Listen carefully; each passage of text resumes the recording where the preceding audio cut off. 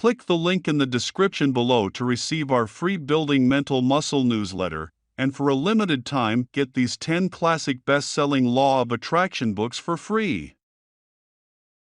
We hope you enjoy this presentation. If so, please click the like button and click the subscribe button below to receive notification when we release new recordings. Richard Hargraves presents Your Faith is Your Fortune by Neville Goddard.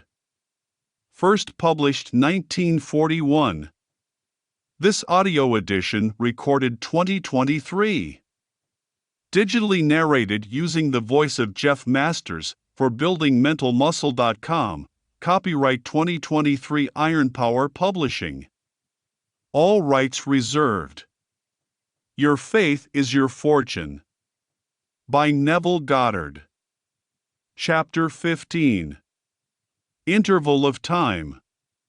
Let not your heart be troubled. Ye believe in God, believe also in me. In my Father's house are many mansions. If it were not so, I would have told you. I go to prepare a place for you. And if I go and prepare a place for you, I will come again, and receive you unto myself, that where I am, there ye may be also. John, chapter 14, verses 1-3. Let not your heart be troubled. Ye believe in God, believe also in me.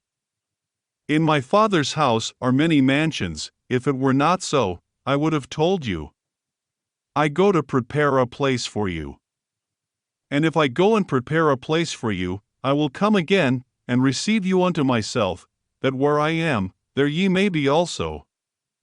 The me in whom you must believe is your consciousness, the I am it is God.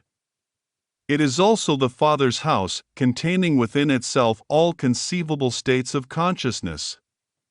Every conditioned state of consciousness is called a mansion. This conversation takes place within yourself. Your I am, the unconditioned consciousness, is the Christ Jesus speaking to the conditioned self or the John Smith consciousness. I am John from a mystical point of view is two beings, namely, Christ and John. So, I go to prepare a place for you, moving from your present state of consciousness into that state desired. It is a promise by your Christ or awareness of being to your present conception of yourself that you will leave your present consciousness and appropriate another. Man is such a slave to time that, if after he has appropriated a state of consciousness which is not now seen by the world and it, the appropriated state, does not immediately embody itself, he loses faith in his unseen claim, forthwith he drops it and returns to his former static state of being. Because of this limitation of man, I have found it very helpful to employ a specified interval of time in making this journey into a prepared mansion. Wait but a little while. We have all catalogued the different days of the week, months of the year, and seasons. By this I mean you and I have said time and again, why, today feels just like Sunday or Monday or Saturday. We have also said, in the middle of summer, why, this feels and looks like the fall of the year. This is positive proof that you and I have definite feelings associated with these different days, months, and seasons of the year. Because of this association, we can at any time consciously dwell in that day or season which we have selected.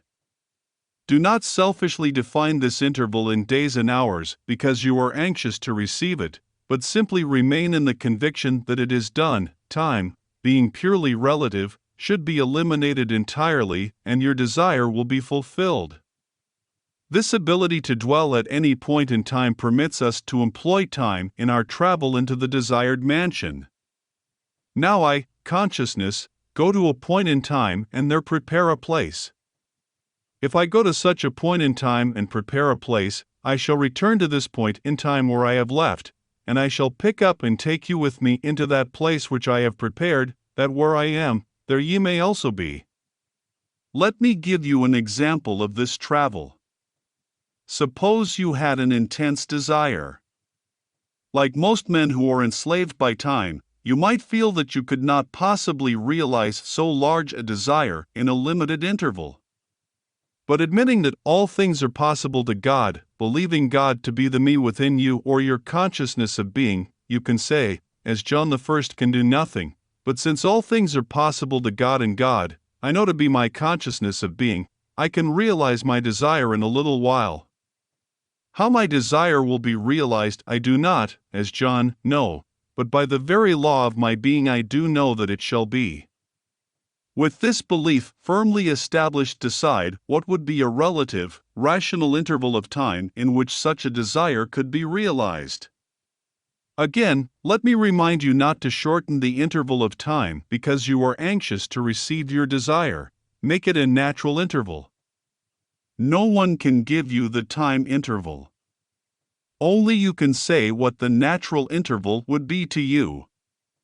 The interval of time is relative, that is, no two individuals would give the same measurement of time for the realization of their desire. Time is ever conditioned by man's conception of himself. Confidence in yourself as determined by conditioned consciousness always shortens the interval of time. If you are accustomed to great accomplishments, you would give yourself a much shorter interval in which to accomplish your desire than the man schooled in defeat. If today were Wednesday and you decided that it would be quite possible for your desire to embody a new realization of yourself by Sunday, then Sunday becomes the point in time that you would visit. To make this visit, you shut out Wednesday and let in Sunday. This is accomplished by simply feeling that it is Sunday. Begin to hear the church bells, begin to feel the quietness of the day and all that Sunday means to you. Actually, feel that it is Sunday. When this is accomplished, feel the joy of having received that which on Wednesday was but a desire. Feel the complete thrill of having received it, and then return to Wednesday, the point in time you left behind you.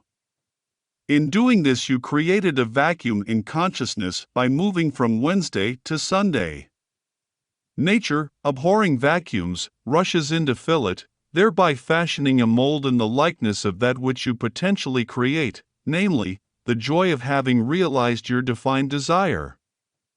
As you return to Wednesday, you will be filled with a joyful expectancy because you have established the consciousness of that which must take place the following Sunday. As you walk through the interval of Thursday, Friday, and Saturday, nothing disturbs you regardless of conditions, because you predetermined that which you would be on the Sabbath, and that remains an unalterable conviction. Having gone before and prepared the place, you have returned to John and are now taking him with you through the interval of 3 days into the prepared place that he might share your joy with you, for where I am there ye may also be. End of chapter. If you enjoyed listening to this recording, please click the like button and click the subscribe button below to receive notification when we release new recordings. Click the link in the description below to receive our free Building Mental Muscle newsletter, and for a limited time get these 10 classic best-selling Law of Attraction books for free.